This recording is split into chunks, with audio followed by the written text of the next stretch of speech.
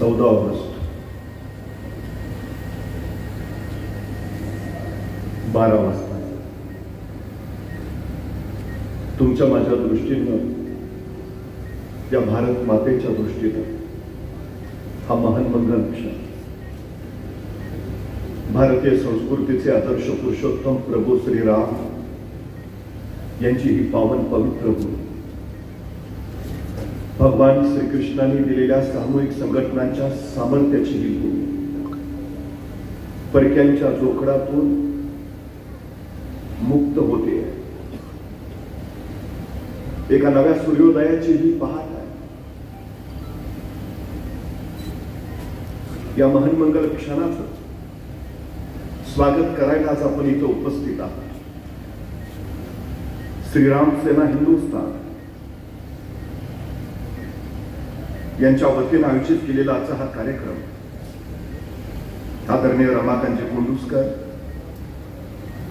श्रीकांतजी कुऱ्याळकर, भरतजी पाटील, त्यांचे सर्व सहकारी, आजच्या कार्यक्रमाचे अध्यक्ष सन्मान्य श्यामसुंदर पद्दार सर, ज्यांचे आशीर्वचन आपण घेतले ते परमपूज्य प्राणलिंग स्वामीजी,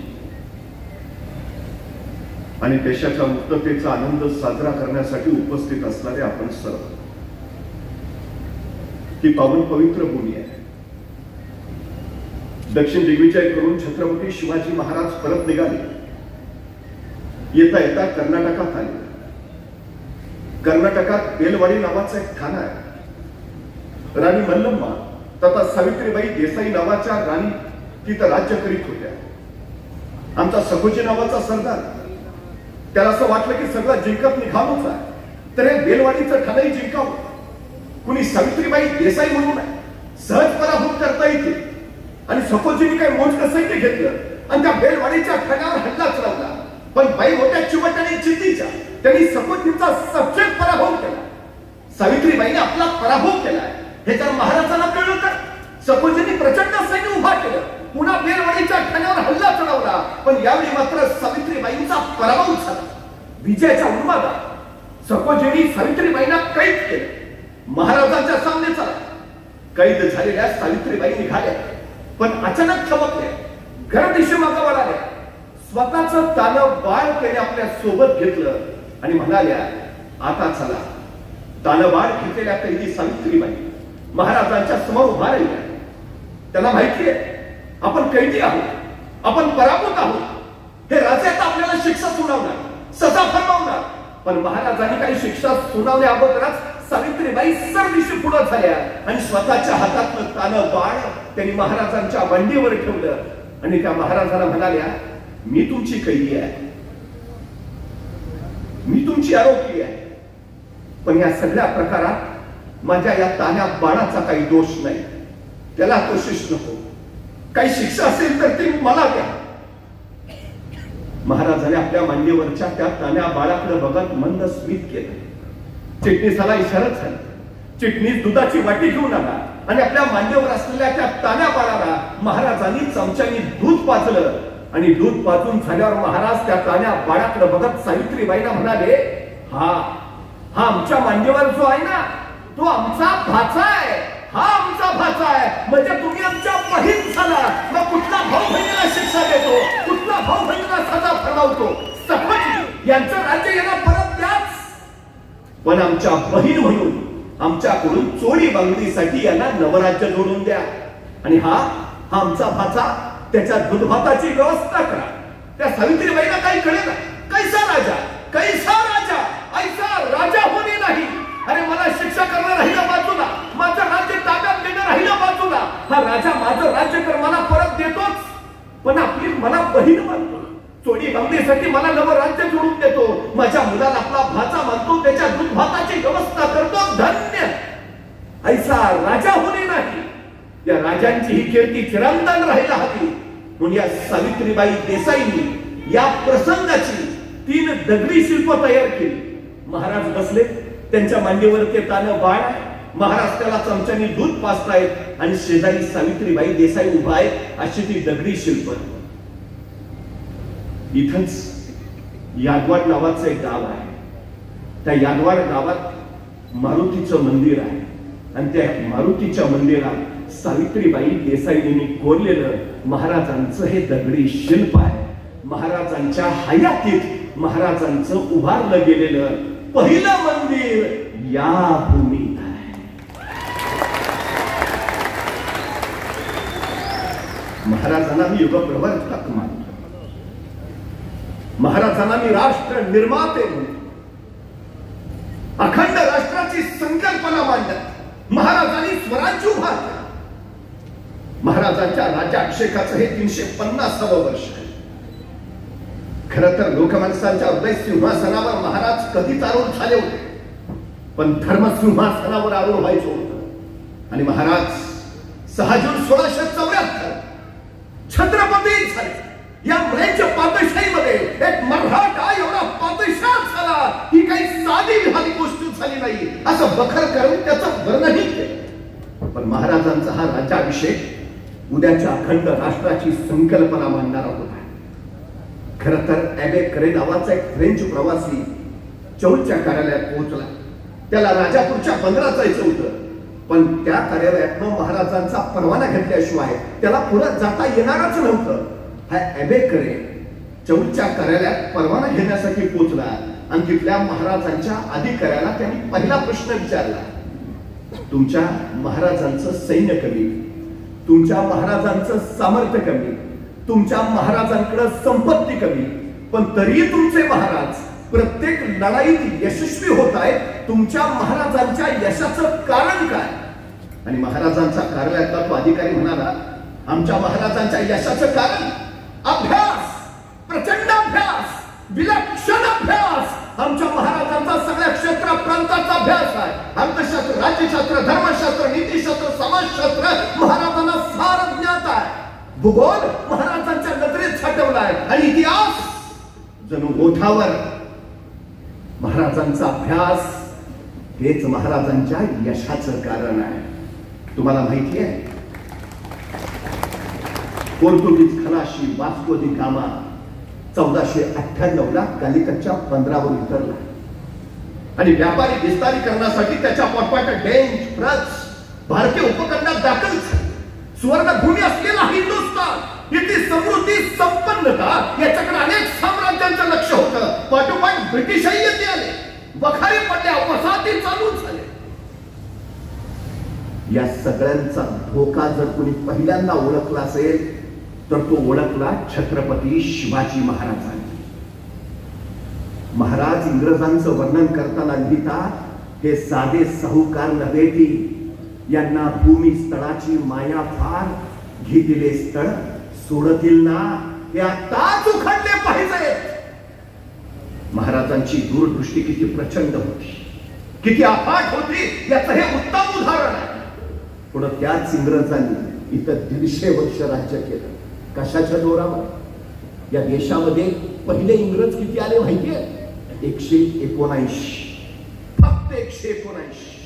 त्याच्यानंतर 1000 आले, त्याच्यानंतर 10,000 आले, त्याच्यानंतर त्यांची संख्या 1,00,000 झाली आणि 1,00,000 इंग्रजांनी 30 कोटी लोकसंख्या असणाऱ्या या भारतावर 150 वर्ष राज्य केलं. 1,00,000 राज्य काम करणारं एवढं लोक आहे. आपल्या देशावर कोण हात घातलं तर हात जाणार आहे. 100% त्यांना हिंदुस्थानचा खात्री आहे. जिंकणार म्हणून तुम्हाला विश्वास करणं सोपं आहे, सोपं आहे, सोपं आहे. कारण एक इंग्रज लिहितो, मी सगळा भारत फिरलो. या भारतामध्ये मला मराठी माणूस दिसला, गुजराती माणूस भेटला, तामिळ माणूसही भेटला, कानडी माणूस भेटला, पण अख्ख्या भारतात मला एकही भारतीय भेटला नाही. या देशावर आपल्याला राज्य करता येईल. जेवढा तुमचा आमचा आपल्या देशाबद्दल अभ्यास नाही ना, तेवढा इंग्रजांचा अभ्यास आहे. त्या अभ्यासाच्या बळावर त्यांनी इथं 150 वर्ष राज्य केलं. हा अभ्यास महाराजांकडे होता आणि म्हणून महाराजांना इंग्रजांचा धोका पहिल्यांदा लक्षात आला.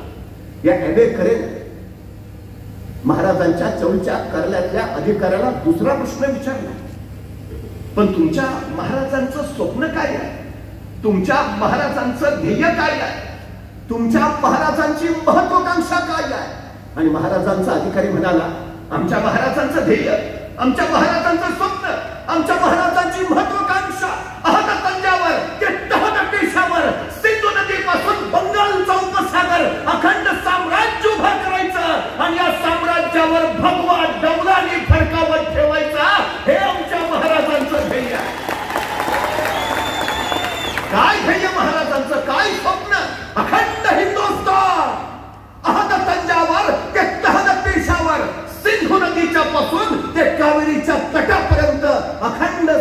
राज्य उभा करायचं. हा राज्याभिषेक त्या दिशेनं टाकलेलं समर्थ आणि सामर्थ्यशाली पाऊल. महाराज युगप्रवर्तक, साधन संपत्ती सामर्थ्य नसतानाही महाराजांनी शून्यातून राज्य उभा केलं. शून्यात. आणि 179 इंग्रज इथं आले आणि त्यांनी शून्यातूनच हा देश ताब्यात घेतला. अभ्यास अभ्यास खरं तर सगळ्यात महत्वाची गोष्ट आहे.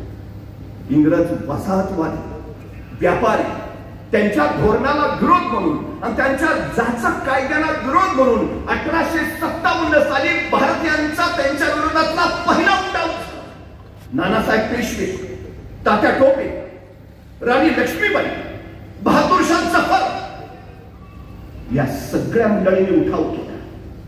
दुर्दैवानं हा उठाव अयशस्वी झाला. पण ईस्ट इंडिया कंपनीकडे असणारा भारताचा अंमल 1857च्या उठावानंतर संपला आणि ब्रिटिश राणी तिच्या ताब्यात हा देश गेला. पण भारतीय लोकांमध्ये स्वातंत्र्याची उर्मी पेरायचं काम मात्र काही विचारवंत करत होते. त्यात एक होते रवींद्रनाथ टागोर, स्वामी विवेकानंद, अरविंद घोष, लोकमान्य टिळक, स्वातंत्र्यवीर सावरकर, सय्यद अहमद खान अशी कितीतरी माणसं इथल्या माणसांमध्ये स्वातंत्र्याची उर्मी पेरत होती, स्वातंत्र्याची प्रेरणा करत होती. पण त्याचवेळी लॉर्ड कर्झनचे विलक्षण गोष्ट केली. बंगाल प्रांत स्वतःला राष्ट्र समजू लागलाय. या राष्ट्राला आत्ता चिरडला नाही तर उद्या या बंगाल प्रांताला पराभूत करणं अशक्य. इंग्रजांनी त्यांची नीती वापरली, फोडा आणि राज्य करा. बंगाल प्रांताची फाळणी केली, पश्चिम बंगाल वेगळा केला, पूर्व बंगाल आसाम एकत्र. म्हणजे पूर्वीचा बंगाल प्रांत म्हणजे काय? पश्चिम बंगाल, बांगलादेश, बिहार, ओरिसा कर्जतने तुकडे करून टाकले आणि भारतीय जनतेमध्ये प्रचंड संताप उसळला.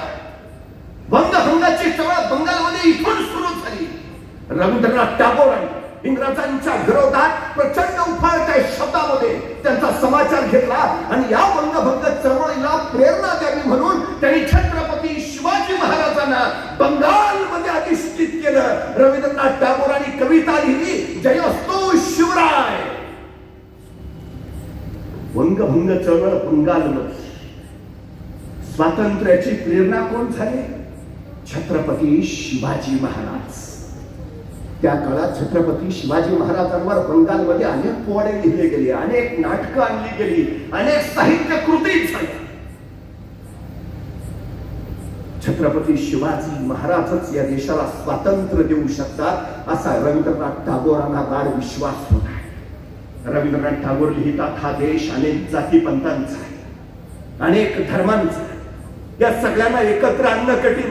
हे सगळे एकत्र आले तर त्यांच्यात एकत्व निर्माण होणं कठीण आणि एकत्व निर्माण झालं तर त्यांच्यात राष्ट्रीयत्व येणं महाकठीण. हे अत्यंत महाकठीण कार्य छत्रपती शिवाजी महाराजांनी स्वराज्याच्या रूपानं इथं करून दाखवलं. हे छत्रपती शिवाजी महाराजांचं सगळ्यात मोठेपण आहे. भारतीय स्वातंत्र्य लढ्यापुढं छत्रपती शिवाजी महाराज प्रेरणास्थान म्हणून उभा राहिले. खरं तर अरविंद घोष आपल्या मुलांवर भारतीय संस्कृतीचे संस्कार होच नाहीत म्हणून अरविंद घोषांच्या वडिलांनी त्यांना इंग्लंडला पाठवलं. त्यांना असं वाटलं की आता ते पूर्ण पाश्चात्य संस्कृतीचे पायी झाले असते. पण अरविंद घोष परत आले आणि ते स्वातंत्र्य लढ्यामध्ये उतरले. या अरविंद घोषांनी स्वातंत्र्य लढ्याला प्रेरणा मिळावी म्हणून पावनखिंडीतल्या बाजीप्रभूंच्या पराक्रमावर एक कविता लिहिली आहे. कुणी? अरविंद घोषांची. छत्रपती शिवाजी महाराज लोकांसमोर ठेवले पाहिजे. स्वामी विवेकानंद आपल्या भाषणामध्ये सातत्याने छत्रपती शिवाजी महाराजांचा गौरव करत इथल्या मुलांच्या मनामध्ये स्वातंत्र्याची ज्योत प्रज्वलित करत होते. हा सगळा तत्कालीन काळातला विचारधार छत्रपती शिवाजी महाराजांना आपल्या आदर्श मानत स्वातंत्र्य मिळवण्यासाठी त्या जनसामान्यांना प्रेरित करत होता. काय विलक्षण सामर्थ्य असेल छत्रपती शिवाजी महाराज. या व्यक्तित्वामध्ये काय युगा प्रवर्तक महत्व आलं, काय अफाट सामर्थ्य असेल. खर तर वंगभंगाची चळवळ सुरू झाली आणि त्याच वेळी स्वदेशी चळवळीनं स्वतःचं रूप घेतलं. चाफेकर बंधूंनी इंग्रज अधिकाऱ्याचा खून केला आणि त्याला प्रोत्साहन दिलं म्हणून लोकमान्य टिळकांवर राजद्रोहाचा खटला दाखल केला गेला. ते लोकमान्य टिळक प्रांतिक सभेच्या निमित्तानं इथं बेळगाव मध्ये आले आणि याच बेळगाव मध्ये लोकमान्य टिळकांनी घोषणा केली, स्वराज्य माझा जन्मसिद्ध हक्क आहे आणि तो मी मिळवणारच. ही ऐतिहासिक भूमी आहे जिथं लोकमान्य टिळकांनी स्वराज्याचा नादघोष केला. हे स्वराज्य ही संकल्पना छत्रपती शिवाजी महाराजांची. या वाक्यावर सुद्धा इंग्रजांनी लोकमान्य टिळकांवर राजद्रोहाचा खटला दाखल केला. पण सरकारी नोकरांच्या विरोधात बोलणं किंवा स्वराज्याची मागणी करणं हा गुन्हा नव्हे हे न्यायालयानं सांगितलं. आणि मग लोकमान्य टिळकांनी जणू स्वराज्याची मोहीमच उघडली, स्वदेशीचा नारा दिला. खरं तर स्वदेशीचा प्रचार आणि प्रसार ही प्रेरणा सुद्धा छत्रपती शिवाजी महाराजांकडून आली. शिवाजी महाराजांनी स्वराज्य उभा केलं, पण महाराजांच्या लक्षात आलं राज्य उभा करणं सोपं आहे, पण ते चिरंतन ठेवणं तितकंच महाकठीण. या भूमीमध्ये राज्य नव्हते असं नाही. विजयनगरचं हिंदू साम्राज्य होतं पण उद्ध्वस्त झालं. देवगिरीचं राज्य होतं, उद्ध्वस्त झालं. आपलं स्वराज्य असंच नाही, हे स्वराज्य चिरंतन राहिलं पाहिजे. पण महाराजांनी पहिला विचार केला, स्वराज्याला धोका कुठून. आणि महाराजांच्या लक्षात आलं स्वराज्याला धोका जमिनीवरनं नाही, स्वराज्याला धोका समुद्रावरनं आहे. 350 वर्षापूर्वी महाराजांनी सांगितलं, परवा मुंबईवर 26/11चा दहशतवादी हल्ला झाला आणि मग आम्हाला कळालं महाराज म्हणत होते ते खरं होतं. इंग्रज कुठून आले? दर्यावरनं. पोर्तुगीज कुठून आले? दर्यावरनं. डच कुठून आले? दर्यावरनं. धोका यांचा आहे. या दर्यावर आपली बेपना हुकूमत असायला हवी. आणि म्हणूनच महाराजांनी पहिलं आरमार उभा केलं. सम्राट चंद्रगुप्तानंतर स्वतःचा आरमार उभा करणारे पहिले राजे म्हणून मला छत्रपती शिवाजी महाराजांचं नाव घ्यावं लागतं. आरमार उभा राहिले. पण जहाज इंग्रजांकडनं घ्यावी लागायची, तोफा डचांकडनं घ्याव्या लागायचा, दारूगोळा पोर्तुगीजांकडनं घ्यावा लागायचा. महाराजांनी विचार केला, इंग्रज आज जहाज देतात. डच लक्षात आलं, जी माणसं दुसऱ्याच्या खांद्यावर उभा असतात ती केव्हाही ढासळतात. जी माणसं स्वतःच्या पायावर उभा असतात त्यांना कोसळण्याचा धोका नसतो. स्वराज्य स्वतःच्या पायावर उभा राहिला पाहिजे. आणि म्हणूनच महाराजांनी रत्नागिरी जिल्ह्याच्या विजयदुर्गात जहाज बांधायचा कारखाना काढला. मुंबई जवळच्या कल्याण आरमाराची कोटी काढली. पुणे जिल्ह्याच्या मावळमध्ये कोपा उठवायचा सगळ्यात मोठा कारखाना काढला. स्वराज्यासाठी जे लागेल ते स्वराज्यातच निर्माण होईल. लोकमान्य टिळक आणि जी.आर.डी. टाटा त्यांनी त्याच स्वदेशीचा पुरस्कार केला. इंग्रजांचं राज्य या भूमीवरनं बाजूला फेकायचं असेल तर इंग्रजी वस्तूंवर बहिष्कार टाकला पाहिजे आणि भारतीय उद्योग चालू केले पाहिजे. स्वदेशी मालाचा पुरस्कार झाला पाहिजे आणि म्हणून स्वदेशीचा पुरस्कार इथं करण्यात इंग्रजांना या भूमीवरनं हाकलून दिलं. याच्यासाठीचा पहिला टप्पा होता स्वदेशीचा पुरस्कार. अशीच एक घटना झाली. मॅचेस्टरचा जॉन फ्रेझियर नावाचा कापडाचा व्यापारी, त्याच्या दुकानातून त्याचा परदेशी माल बंदराकडे निघाला. ही माहिती क्रांतिकारकांना मिळाली. मुंबईमध्ये एक तानाजी पथक होतं आणि त्या तानाजी पथकाचा प्रमुख होता अवघ्या 22 वर्षाचा बाबू गेनो सैत. पूर्वी इंग्रजांनी त्याला तुरुंगात घातलं होतं. कर्नाटकचा पोट परत आला. तो स्वदेशीच्या चळवळीत परत सामील झाला. तानाजी पथकाच्या माध्यमानं जॉन फ्रेझरचा कापडाचा जो सगळा माल बंदराकडे निघाला होता त्या ट्रकच्या पुढे सगळं तानाजी पथक उभा राहिलं. कपड्याने भरलेले ट्रक त्यांच्या दिशेने येऊ लागले आणि हा बाबू गेनो घोषणा देऊ लागला, वंदे मातरम, महात्मा गांधी की जय, भारत माता की जय. ट्रक पुढे येऊ लागले पण सगळे तानाजी पथकातले खाली झोपले रस्त्यावर. आमच्या अंगावर जाऊन द्या गाड्या. इंग्रज पोलीस आले. त्या पोरांना तिथून उठवलं, झटका बाजूला टाकलं. पण हा 22 वर्षाचा बाबू काय एकटाच्या ट्रकच्या पुढे जाऊन उभा राहिला. बघता बघता ट्रक खाली आडवा झाला. माझ्या अंगावरनं ट्रक जाईल नाहीतर जाणार नाही. इंग्रज अधिकाऱ्यानं ट्रकच्या ड्रायव्हरला सांगितलं, गाडी चालवतात, अंगावरनं घाल. पण ट्रकचा ड्रायव्हर भारतीय. तो म्हणाला, मी भारतीय आहे, हाही भारतीय आहे, म्हणजे आम्ही एकमेकांचे भाऊ झालो. मी माझ्या भावाचा खून कसा करू शकतो? आणि तो ट्रक ड्रायव्हर ट्रक मधनं सरळ खाली उतरला. इंग्रज अधिकारी रागात स्वतः ट्रक मध्ये चढला. 22 वर्षाचा पूर रस्त्यावर आडवा पडला होता. वंदे मातरमच्या घोषणा देत होता. स्वदेशीचा पुरस्कार करत होता. पण संतापाला फरफडलेला इंग्रज अधिकारी ट्रक मध्ये जाऊन बसला. त्यांनी ट्रक चालू केला आणि बघता बघता भयानक वेगाने तो पुढे निघाला. खाली बाबूकडे तसाच स्थिर, एक शब्द हलला नाही, अजिबात सरकला नाही. बघता बघता ट्रक त्याच्या अंगावर गेला. रक्ताच्या चिळकांड्या उडाल्या. मेंदूचा चेता मेंदा झाला. पण हातातला तिरंगा फडकत राहिला. 22 वर्षाचा बाबू गेली.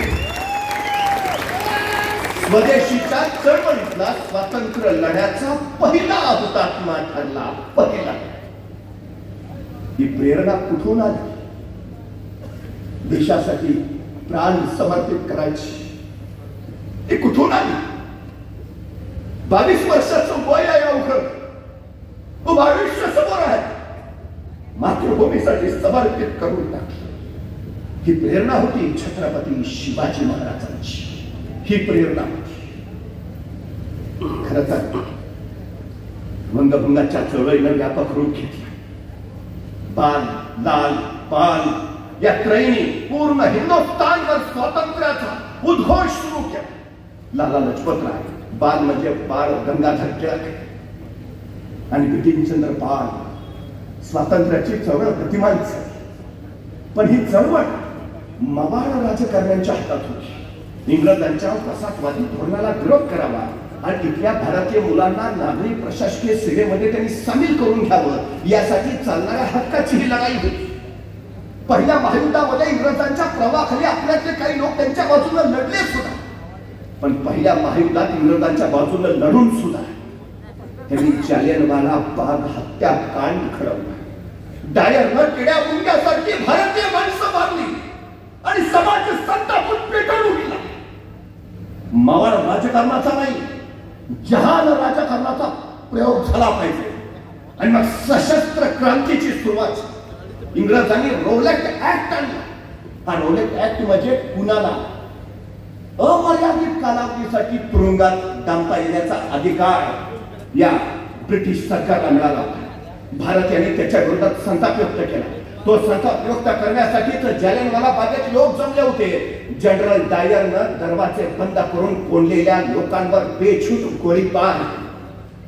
रक्ताचा सडा पडला. हा क्या, हा अन्याय. संतापून उठत राहिली लोक, पेटून उठत राहिली लोक. हे आता सहन होणे अजिबात. ज्याच्या स्वाभिमानाला ठोकर बसते तो चौताळून.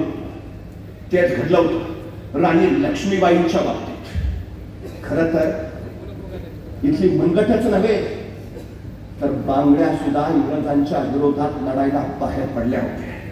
ज्या काळामध्ये स्त्रियांनी घराच्या उंबरठ्यावर बाहेर पडण्याला सुद्धा बंधनं होती, त्या काळात ही सगळी बंधनं झुगार अनेक महिलांनी इंग्रजांना ललकारलं होतं. त्यातच एक महत्वाचं नाव येत.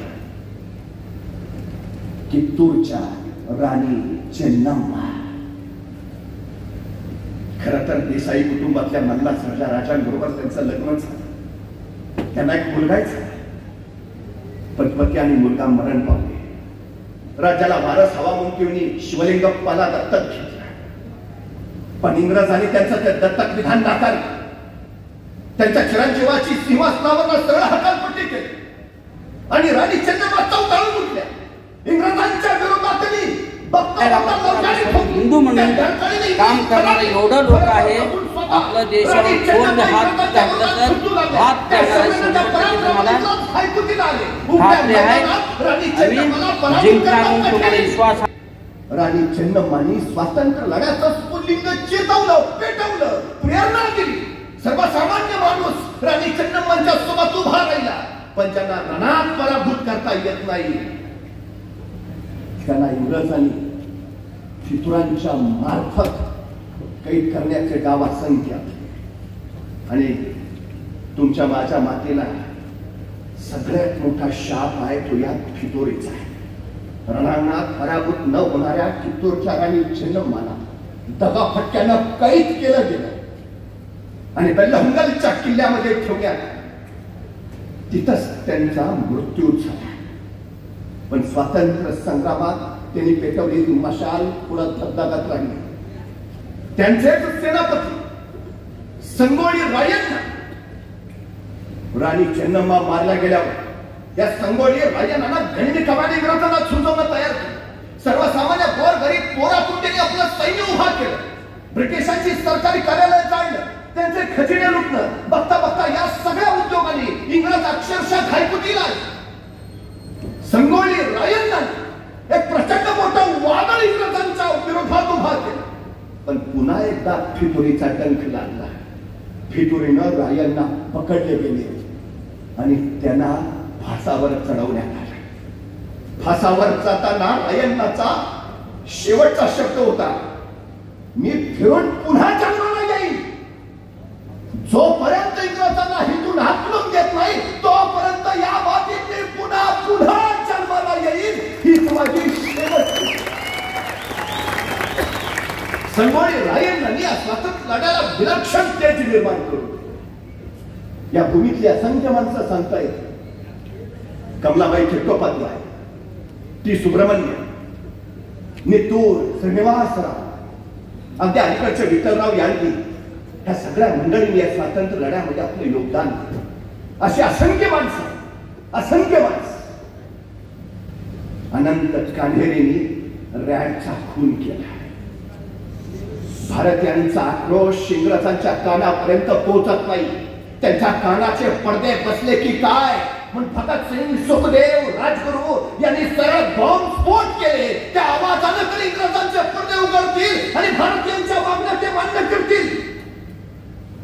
पण तिघही पकडले गेले, शिक्षा सुनावली, फाशी, मरेपर्यंत फाशी. शहीदों की चिताओं पर लगेंगे हर बरस मेले, वतन पर मर मिटने वालों का बाकी यही निशा होगा. ज्या दिवशी भगतसिंग, सुखदेव, राजगुरूंना फासावर द्यायचं त्या दिवशी पहाटे उठून भगतसिंग नित्यनियमाप्रमाणे व्यायाम करत होते. इंग्रजांचा अधिकारी म्हणाला, भगतसिंग, अहो काही क्षणात तुम्हाला फासावर द्यायचं आहे, आता व्यायाम करून उपयोग काय? भगतसिंग म्हणाले, मी पुन्हा जन्माला येईन आणि इंग्रजांना पराभूत करण्यासाठी माझ्या हाताच्या या सामर्थ्याचा उपयोग होईल. काय झपाटले पण आहे, किती झपाटले. भगतसिंग, सुखदेव, राजगुरूंना विचारलं, तुमची शेवटची इच्छा? आणि ते म्हणाले, इंग्रजांनी भारत सोडून जावं, आमची दुसरी इच्छाच. काय विलक्षण माणसं, समर्पण, बलिदान, त्याग, त्यातून घडलं हे स्वातंत्र्य, त्यातून भरायला हा देश. भगतसिंग, सुखदेव, राजगुरूंच्या या बलिदानानं भारतीयांच्या मनामध्ये परत चेतना उभारली. प्रत्येकाचं मन तेज आहे. घराघरातली आई आपल्या पोरांवर संस्कार करू लागली. एक कुटुंबात आई, तिचा एक छोटासा 11-12 वर्षाचा मुलगा. मुलाचं नाव होतं राम. एके दिवशी आई त्या 11-12 वर्षाच्या रामला म्हणाली, राम, बाजारात जा आणि भाजी घेऊन ये, हे पैसे घे. रामनं आपल्या एवढ्याशा मुठीत ते पैसे घेतले आणि तो बाजाराच्या दिशेने निघाला. आता भाजी घ्यायची परत येच. पण जिथं बाजार भरतो त्या चौकामध्ये राम पोचला आणि समोरचं दृश्य बघून जागच्या जागी खेचल्यासारखं उभा राहिला. इंग्रजांनी त्या रैकेला झाडाला बांधलं होतं आणि त्याच्या उलट्या पाठीवर चपाचे फटकारे पडत होते. रक्ताच्या चिलकांच्या वळ उठत होते. त्यांच्या यातना चिलकडे आक्रोश तो एवढा सराव भेदरला, खराबला, जागच्या जागी खेचल्यासारखा उभा राहिला. त्याला काही सुचेच ना. काही क्षणाने तो भारावर आला आणि सरदिशी घराकडे पळत सुटला. घरात आलेल्या इल्याशा रामला आईने विचारलं, राम, भाजी कुठे आहे? आणि राम म्हणाला, आई बाजारातच गेलो, त्या चौकात पोचलोही होतो, पण आई तिथं ते इंग्रज आपल्या लोकांना झाडाला बांधून चालकाच्या फटकारणी फोडून काढत होते आणि त्यांचा डोळ्याच्या वेद ना काही होता तसे दार कणकणात रामची आई, राम एवढं सगळं घडत होतं तेव्हा तू काय करत होतास? आणि उल्हासा राम म्हणाला, आई अगं मी एवढासा, मी काय करणार, मी काय करायला हवं आई? आणि रामची आई म्हणाली, राम धावून जायला हवं होतंस त्या इंग्रज अधिकाऱ्यावर, धावून जायला हवं होतंस. लक्षात ठेव, जिथं अन्याय अत्याचार होतो तिथं गप्प बसायचंच नसतं. इवल्याशा रामवर आईनं संस्कार केला. जिथं अन्याय अत्याचार होतो तिथं गप्प बसायचंच नसतं. त्या रामवर संस्कार झाला. आठवड्यात झाला असेल, राम पुन्हा बाजारात निघाला होता. त्या चौकामध्ये पोहोचला होता. समोरचं दृश्य त्यांनी परत बघितलं.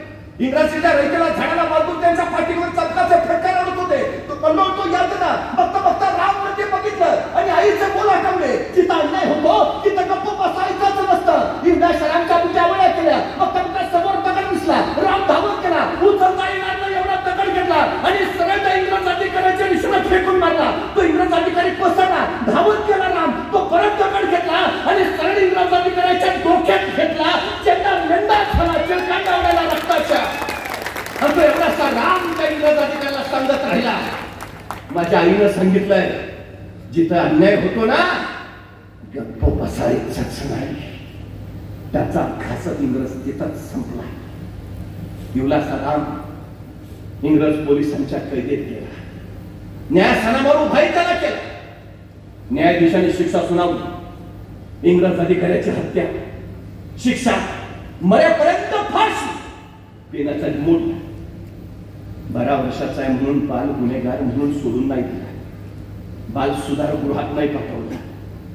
सरळ शिक्षा सुनावली. मरेपर्यंत फाशी. इवलासा राम तुरुंगात गेला. एके दिवशी तुरुंगाचे अधीक्षक त्याच्या जवळ आले. राम, उद्या तुला फासावर द्यायचं आहे. तुझी काही शेवटची इच्छा असेल तर सांग. आणि इवलासा राम म्हणाला,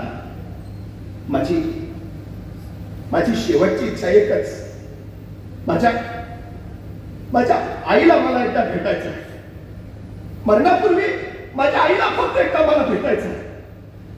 पोलीस अधीक्षकाने रामच्या आईला सांगितलं. रामच्या आई तुरुंगात भेटायला, पण आली ती रडत नाही, आक्रोश करत नाही. माझा मुलगा आता मरणार आहे, फासावर निघालाय म्हणून टाहो फोडत नाही. आणि अभिमानीवर आलं आणि आल्या आल्या आपल्या रामला विचारलं, राम का बोलावलास? आणि राम सरदेशी धावत सुटला. आईच्या कुशीत शिरला. आई, राम का बोलावलास? आणि आईच्या कुशीतनं डोकं बाहेर काढत राम म्हणाला, आई उद्या मी मरणार आहे. आई उद्या मला फासावर देणार नाही. आई लहानपणापासून तू रोज माझ्यावर एक संस्कार करत आलीस.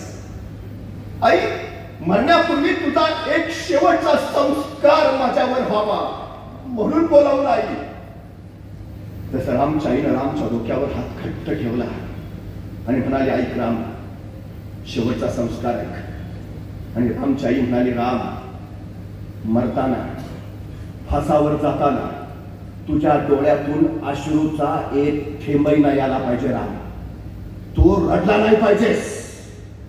आणि सरळ ती रामची आई आपला हात पाठोला घेऊन छप निघाली. 8-10 पावलं गेली आणि सहज तिनं तिथूनच मागं वळून बघितलं. रामच्या दोन्ही डोळ्यातनं खळखळ अश्रू उकळत होते. संतापली चिडली. राम जवळ सणसण वाजवल्या. अरे लाज वाटते तुझ्यासारखं मेघरट पोरगी जन्माला घातलं. आत्ता संस्कार केला होता. मरताना फासावर जाताना तुझ्या डोळ्यातून अश्रूचा एक थेंब नाही आला पाहिजे. अरे 4 पावलं नाही गेले नेबळ्यासारखा रडायला लागलास. तसा राम सरदेशी आईच्या कुशीत शिरला. आईला म्हणाला, आई मरतोय म्हणून नाही रडत. आई मरणाची भीती वाटतेय म्हणून नाही रडत. आई फासावर जातोय म्हणून नाही रडत. आई रडतोय एवढ्यासाठी की लहानपणापासून तू माझ्यावर एक संस्कार केलास. आई, मेल्यानंतर मी पुन्हा जन्माला यावं आणि तूच माझी आई व्हावं. आई, तुझ्या आठवणीनं डोळ्यात पाणी आलं, तुझ्या आठवणी. मरणाची भीती वाटते म्हणून नाही. आई, इतर आया त्यांच्या पोरांवर जगण्याचे संस्कार करतात. मला त्या परमेश्वरानं अशी आई दिली जी माझ्यावर मातीसाठी मरण्याचे संस्कार करते. धन्य आहे मी आई. आई, येशील ना पुढच्या जन्मी माझ्या आई म्हणून? आणि रामच्या आईने रामला कुशीत टकवतात. धन्य झाली कुस, तुझ्यासारखं पोर या कुशीत जन्माला. ही प्रेरणा होती मातीसाठी, मातृभूमीसाठी समर्थन देण्याची. जी माती जगवते, जी माती उभा करते, जी माती आयुष्यभर आधार बनते, ती तुमची माता. ती तुम्हाला पोसते, मोठं करते. तिच्यासाठी तुम्ही समर्पण द्यायला हवं. या संस्काराची अशी असंख्य माणसं आहेत, असंख्य माणसं. स्वातंत्र्य मिळायला हवं. वंचित घटकामध्ये त्यांनी चेतना दाखवली, प्रेरणा दिली आणि हा सगळा समुदाय स्वातंत्र्य लढ्यामध्ये एकत्रित केला. सशस्त्र क्रांती एका बाजूला, क्रांतिकारकांच्या झुंजी एका बाजूला, तर दुसऱ्या बाजूला महात्मा गांधींच्या दांडी यात्रेतही याच स्वातंत्र्य लढ्यामध्ये प्रचंड योगदान दिलं. मिठाचा सत्याग्रहाचा आणि लाखो लाखो भारतीय या सत्याग्रहामध्ये सामील झाले. ही लढाई फक्त पुन्हा एकट्या दुसऱ्याची नव्हती. ही लढाई इथल्या प्रत्येकाची झाली. इथला प्रत्येक जण त्यासाठी लढत होता, झुंजत होता. मग त्यामध्ये एखादा राम असेल, कित्तूरच्या राणी चेन्नम्मा असतील, सरोजिनी नायडू असतील, बेगम रायका असतील, अरुणा सफल्ली असतील, झलकारी बाई राणी लक्ष्मीबाईंच्या खांद्याला खालून लढणारी असतील. अशी किती किती नावं झाली, असंख्य नावं जी इतिहासाला ज्ञात सुद्धा नाही. त्यांचं ध्येय फक्त एक होतं, स्वातंत्र्य. स्वातंत्र्य बस. भूमीबद्दलची अस्मिता, मातृभूमीबद्दलचा स्वाभिमान जागृत करायचं काम या लढ्याने केलं. प्रत्येक जण झपाटल्यासारखा या लढ्यात उतरला. कित्येकांची किती बलिदानं सांगा. हसत हसत हसावर गेले, हसत हसत. कुणासाठी, कशासाठी? छत्रपती शिवाजी महाराजांनी राज्याभिषेक करून एक अधिष्ठान केलं. पूर्वी माणसं राजासाठी लढायची. राजा पडला की सैन्य पळून जायचं. महाराजांनी सांगितलं, सैन्य राजासाठी नव्हे, सैन्य राज्यासाठी लढेल. इतिहास दिला होता, संस्कार दिला होता शिवछत्रपतीने. आणि म्हणूनच संभाजी महाराजांच्या मृत्यूनंतर सुद्धा राजाशिवाय इथली प्रजा लढत राहिली, झुंजत राहिली. दख्खन घेतलेला औरंगजेबाला याच मातीत गाडून मग शांत झाली आणि मग इतिहास सांगितला. जो जो या भारत भूमीच्या नादाला लागतो त्याचा हा परिणाम होतो. हे सामर्थ्य आहे, हे समर्थपण. असंख्याने आपलं बलिदान, असंख्याने आपलं बलिदान त्यासाठी. एक क्रांतिकारक रात्रीच्या किरण काळोखात धावत होता. पाठोपाठ इंग्रज पोलीस लागले. शिट्ट्यांचे आवाज घुमत होते, बॅटरीचा झोत अंगावर पडत होता. आणि त्या इंग्रजांपासून वाचण्यासाठी याची जीवाची घालणं चालू होती. बेभान पडत होता. या बोळातून त्या बोळात, त्या बोळातून या बोळात. पण इंग्रज पोलीस पाठलाग करत होते. शिट्टीचा आवाज आला, बॅटरीचा झोत अंगावर पडला. तो तिने एका घराच्या भिंतीवर झरझर चढला. भिंतीवर उभं राहिला. शिट्टी गडत झाली. आता झोत अंगावर पडणार. तो तरी भिंतीवर खाली उडी मारली. उडी मारली खरी, पण जिथं उडी पडली तिथं त्याच्या पायाला काहीतरी मांसल लिहिलेली लागला. पण काय आहे ते बघायला वेळ नव्हता. तो सत्विषांतरात बुडून झाला. काही वेळ शिट्ट्यांचा आवाज घुमत राहिला, बॅटरीचे झोत पडत राहिले. क्षण निघून गेले. काही वेळानं आवाज शांत झाला, झोत मंदावले, सुरक्षित झाल्याची जाणीव झाली आणि तो अंधारातून बाहेर आला. पण त्याच्या डोक्यात एकच प्रश्न होता. मगाशी भिंतीवरनं उडी घेतली तेवढ्या आपल्या पायाला काहीतरी मांसल लिबलिबीत लागलाय. ते काय? तिथं काय आहे बघायला तरी माझी शेजारी उजेड पडला आणि काळजाचा ठोका चुकला. जिथं त्याचा पाय पडलेला तिथं त्याची ताली पोर झोपलेली आणि त्याचा पाय पोरीच्या गळ्यावर पडला होता. त्या पोरीला हुकी चूक करायलाही वाव. बायकोने बघितलं ताली पोर निश्चित पडली. आकांत मांडला, आक्रोश सुरू झाला. तसा सर्दी तिच्या तोंडावर लागा. ओरडू नकोस, रडू नकोस. अभिमान बाळग, देशासाठी गेली पोर तुझी, शहीद झाली मातीसाठी, रडते कशाला? अभिमान बाळग. कित्येकाने आपली ताली पोरं सुद्धा या देशासाठी कुर्बान करून टाकली.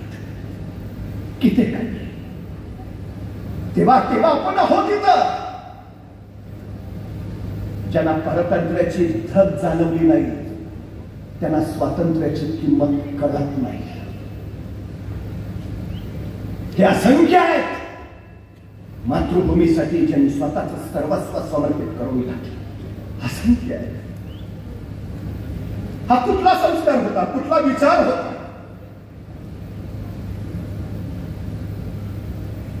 भारतीय स्वातंत्र्य दिन आम्ही साजरा करतो आहोत. आनंदाचा महानमंगल क्षण. पण त्यापैकी कित्येक जणांनी आपले आयुष्य समर्पित केले. कित्येक जणांनी आपल्या कुर्बानी दिल्यात. कित्येक जणांनी. आजचा दिवस त्यांच्या बलिदानाची, त्यांच्या समर्पणाची साक्ष आहे. खरं तर 1920 पासून स्वातंत्र्याची लढाई आणखी तीव्रच झाली. वसाहतवादाच्या विरोधात झालेला हा लढा बघता बघता धर्मनिरपेक्षता, लोकशाही, प्रजासत्ताक या वाटेने नागरी स्वातंत्र्यवादाकडे वळाला. आर्थिक विकासाला पूरक ठरेल असा हा लढा झाला. आणि 1930 नंतर समाजवाद्याचा एक प्रवृत्ती विचार घेऊन हा लढा अधिकाधिक गतिमान होत गेला. संघर्ष प्रचंड वाढला. 1942 ला छोडो भारतची तुतारी फुंकली गेली. चले जावचा नारा घुमला आणि बघता बघता चोहो दिशांनी, चोहो वाटेनी, चोहो चोहो प्रांती एकच जयघोष निनादला. भारत माता की जय, वंदे मातरम, इन्कलाब जिंदाबाद, छोडो भारत. भारतीयांचा तो महापूर, भारतीयांचा तो संघर्ष इंग्रजांना धडकता आला, अजिबातच धडकता आला. अखेर जून 1947 लॉर्ड माउंटबॅटननं फाळणीची घोषणा केली.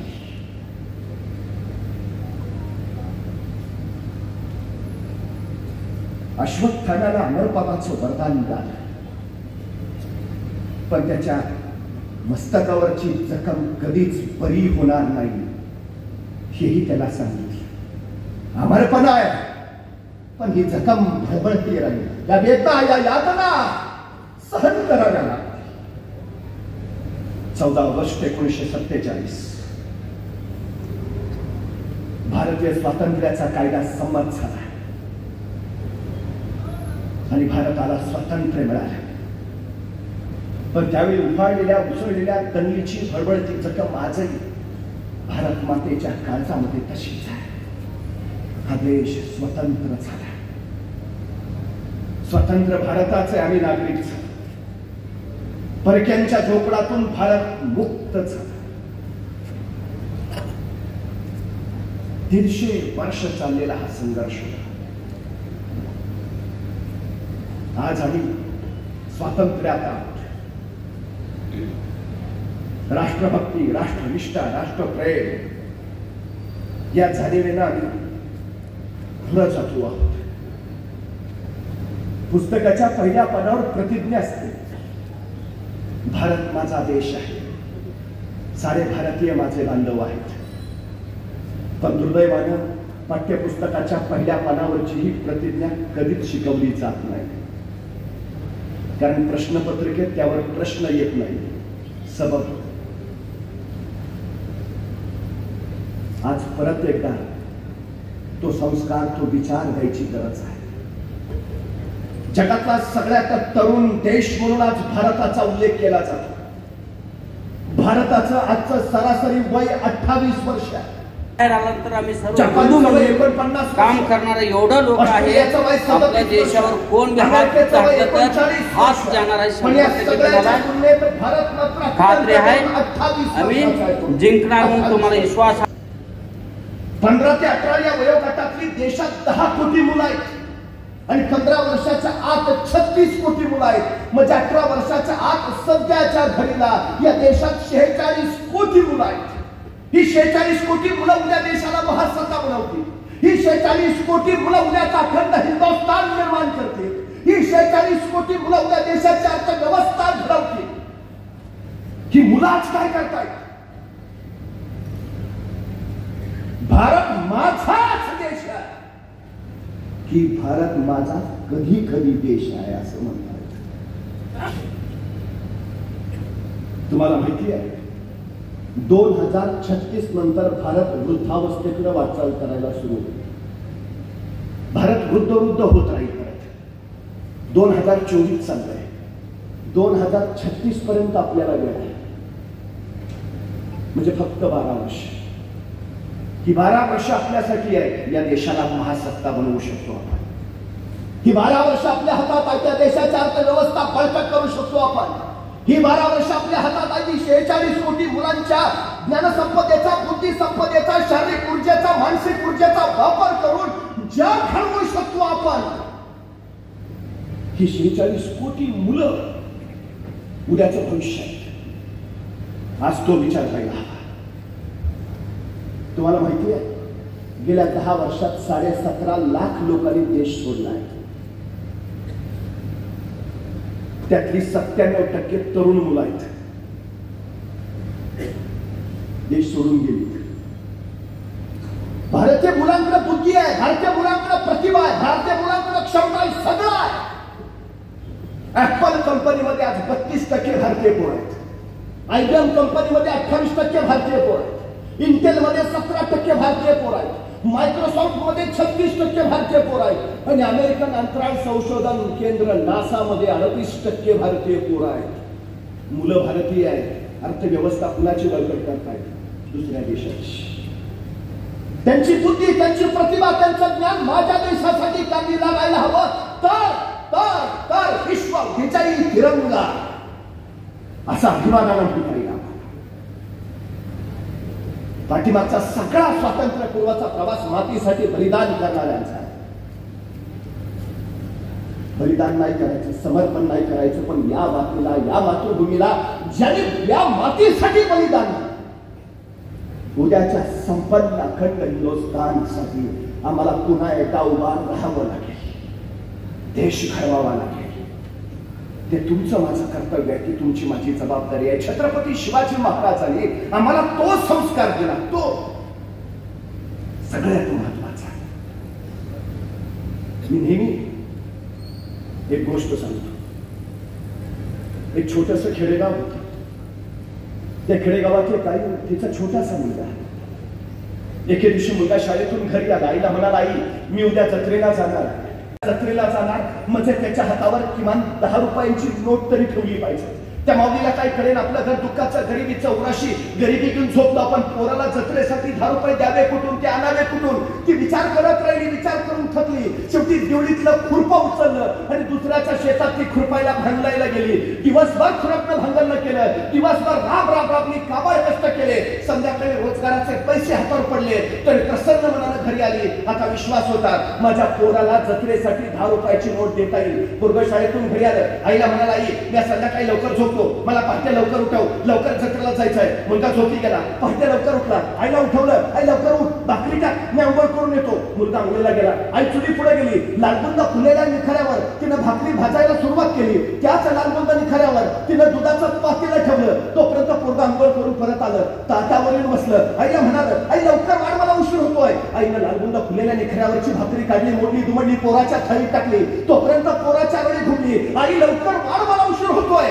आईने इकडे तिकडे बघितलं, लालबुंदा फुलेल्या निखऱ्यावरचं दुधाचं पातेलं सुद्धा गरमागरम लालबुंद झालं होतं. उचलायला काहीतरी हवं होतं पण सापडत नव्हतं. पोराच्या वेळी परत घुमली, आई लवकर वाढ, मला उशीर होतोय.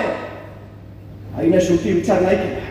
तशाच रिकाम्या बोटाने त्या गरमागरम लालबुंदा पातेलं उचललं. चांगला दिसत चटका बसला. घर फार मस्तकात सिंचन केले, डोळ्यातला खरती सासरू सुटला. हात झटक्यात मागाला, पदरात गुंडाळला गेला, चटका सोसवेला. पण तोपर्यंत पोराच्या वेळी घुमली, आई लवकर वाढ, उशीर होतोय. आईनं भाजल्या बोटांचा विचार नाही केला. त्याच भाजल्या बोटाने त्या गरमागरम लालबुंदा पातेलं पुन्हा एकदा उचललं. पुन्हा एकदा चांगला दिसत चटका बसला. घर फार काचा थैथट केली, डोळ्यातला खळ दिशा सुरू सुटला. पण सगळ्या यातना सोसत खट्ट धरलं पातेलं. पोराच्या थाळीत दूध ओतलं.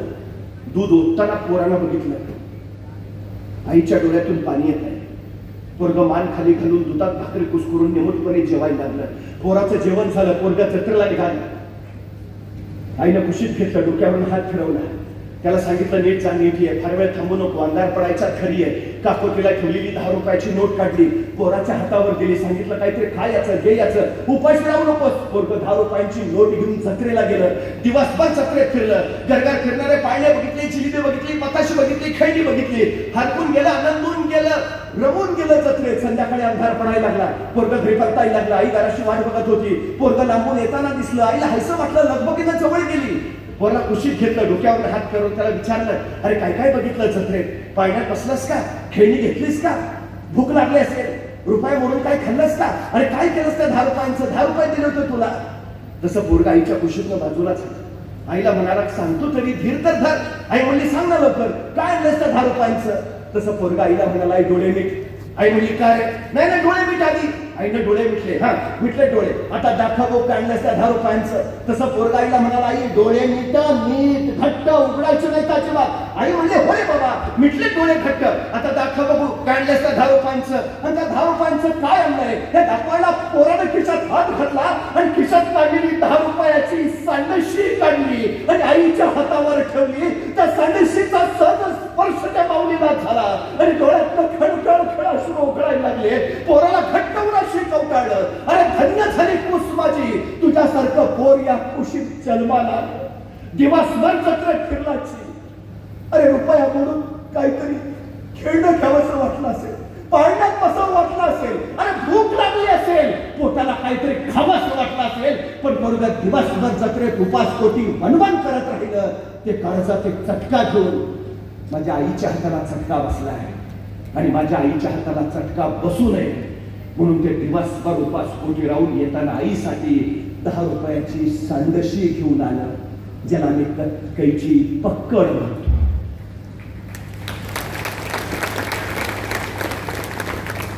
आमची पोरं काय करतात? दुनियेच्या जत्रेत रमतायत नुसती, आईच्या चटक्यासाठी काय करतात? कारण ज्या पोरांना आईच्या हाताला बसणाऱ्या चटक्यांची जाण असते, त्याच पोरांना मातीला बसणाऱ्या चटक्यांची जाण असते. त्याच पोरांना मातृभूमीला बसणाऱ्या चटक्यांची जाण असते. हा स्वातंत्र्य लढा स्वदेशीसाठी होता. हा स्वातंत्र्य लढा स्वभाषेसाठी होता. हा स्वातंत्र्य लढा स्वराज्यासाठी होता. हा स्वातंत्र्य लढा स्वातंत्र्य स्वाभिमानासाठी होता. ज्या लेखांनी बलिदान देऊन तुमच्या माझ्या हाती सोपवलं ते स्वातंत्र्य. या मातृभूमीला, मातृभाषेला आणि या तुमच्या माझ्या काळजातल्या शिवछत्रपतींच्या स्वराज्याला झटका बसू नये यासाठी आम्हाला सजग राहावंच लागेल. इतिहास अनेकांच्या अभ्यासाचा विषय आहे. इतिहास अनेकांच्या संशोधनाचा विषय आहे. इतिहास अनेकांच्या व्यासंगाचा विषय आहे. इतिहास अनेकांच्या प्रेरणेचा विषय आहे. इतिहास अनेकांच्या चेतनेचा विषय आहे. इतिहास अनेकांच्या अभिमानाचा विषय आहे. इतिहास अनेकांच्या स्वाभिमानाचा विषय आहे. इतिहास काहीतरी करू पाहण्याचा, इतिहास काहीतरी घडू पाहण्याचा विषय आहे. कारण इतिहास विसरणारी माणसं इतिहास घडवू शकत नाहीत आणि इतिहास घडवणारी माणसं इतिहास विसरत नाही. नाही, 14 ऑगस्ट हा दिवस का साजरा करतो? कारण या असंख्यांचा त्याग बलिदान आमच्या चिरंतन स्मरणात राहावा. उद्याचं भविष्य आम्हाला त्यांच्या त्या कृतज्ञतेच्या बळावर घडवता यावं. खरं तर 26 जानेवारी 1950 डॉक्टर बाबासाहेब आंबेडकरांनी या देशाला संविधान समर्पित केलं. स्वातंत्र्य, समता, बंधुतेचं प्रजासत्ताक राज्य घोषित झालं. जगातली सर्वोत्तम लोकशाही म्हणून भारतीय लोकशाहीचा गौरव केला जातो. हा देश आपल्या हाती आहे. ही चेतना, ही प्रेरणाच्या दिवसाची, उद्याचं भविष्य घडवण्यासाठी, अखंड हिंदुस्थान घडवण्यासाठी, तो भगवा चिरंतन दिमाखात फडकत राहावा, यासाठी मी आपल्या सगळ्यांचे, आदरणीय रमाकांतजी कोंडुस्कर यांचे मनपूर्वक आभार नाही, कृतज्ञता तीही कमी आहे. मी आपल्या सगळ्यांच्या ऋणात राहणं पसंत करतो.